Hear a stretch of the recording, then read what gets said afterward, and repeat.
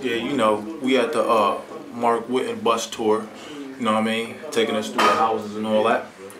You know. You know. I used to flip work to houses, you know. Now I flip work flipping houses. Huh? Mark Whitten, man. All right. Why would an absentee owner be somebody who's motivated to sell a house? Who could be motivated to sell a house?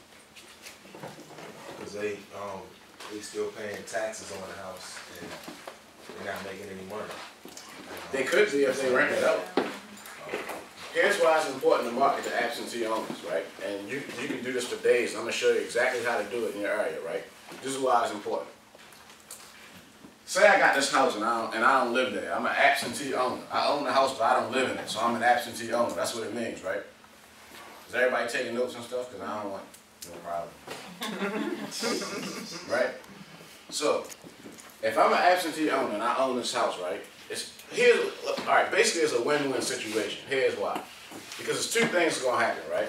It's either the person who owns the house is renting it out and he's getting cash flow, right? So he may want more houses and you sell houses, right?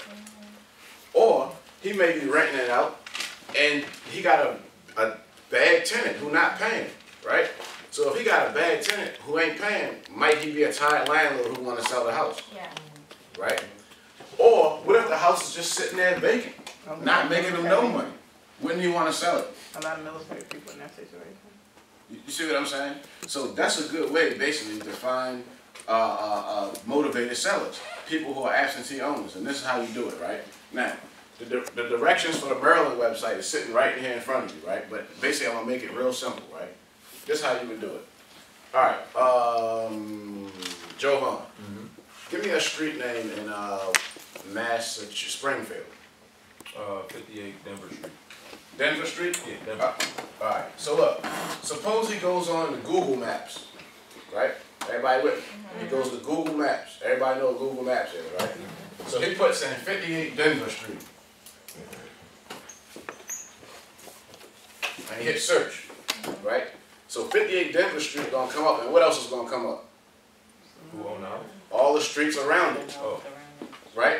So he picked this neighborhood to basically find some absentee owners, right? So, all right, so he picks 58 Denver Street. So he say, all right, let me look at some other streets, right? So one of the streets around it is one of the streets is Main Street. Another street could be Spruce Street. One could be like, I don't know, House Street.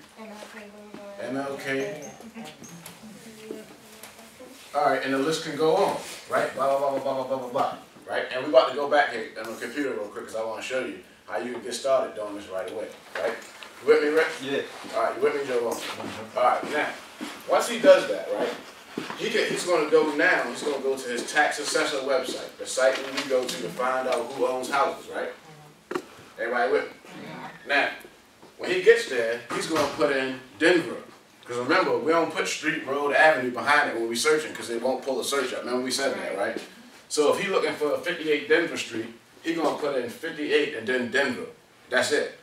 But in this case, he's looking for absentee owners, right? So what he's going to do is, he's going to leave 58 out and he's just going to put Denver. So what's going to happen is every house on Denver Street is going to pull up. Every single house on Denver Street is going to pull up, right? Then all he's going to do is go through the houses and see which ones are absentee owners. How are you going to know which ones are absentee owners? The mailing address is different. Because if the mailing address is different, right? Remember, it's a win-win situation because, let me ask you this, like I just said it just now, right? So only a couple things going to happen. Either they got a tenant in there and the tenant's paying, and if you find that out, you're going to switch your hat, right? And then you're going to hit them with another score. Well, hey, listen, you know, I got properties, what? Well, below market value. Oh. You see what I'm saying? Because if he already got a tenant in there, the tenant paying, he's a happy investor. He could be 9 times out of 10, he want more houses, right? If the tenant ain't paying, he's a tired landlord. He probably wants out. He might want to sell you that house.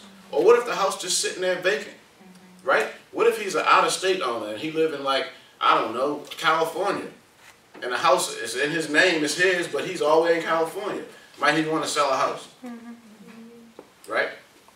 Now. Oh, I was going to say another thing. Sometimes when you pull up like Denver, the name of the owner could be an LLC, and that's kind of like a flag to say, well, if it's an LLC, it's probably an investor. Now, here's the thing. On those same exact sites that you're going to go on, you'll be, like on Maryland, for example, you can do a business search, right? And you can put the name of the LLC and find out who owns it and get their address and all that stuff. You can search LLCs and see who the owners are, Oh, okay. right? Now, all right, so this makes sense. So what I'm saying is, Jovan can pick a whole neighborhood in Springfield, Massachusetts, and market to a bunch of absentee owners, right? Who don't know how to do it? Do anybody want to see it in real life? All right, let's go back. Hey, this is Alice Dimely from Maryland. I just attended Mark Witten's real estate investment class and bus tour. It has been excellent.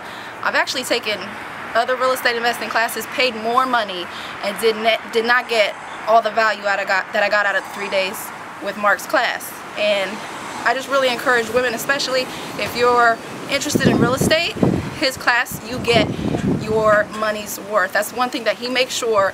His whole point of the whole weekend is to make sure as soon as you leave, you know exactly the steps you need to take to start making some money right away. I definitely recommend it.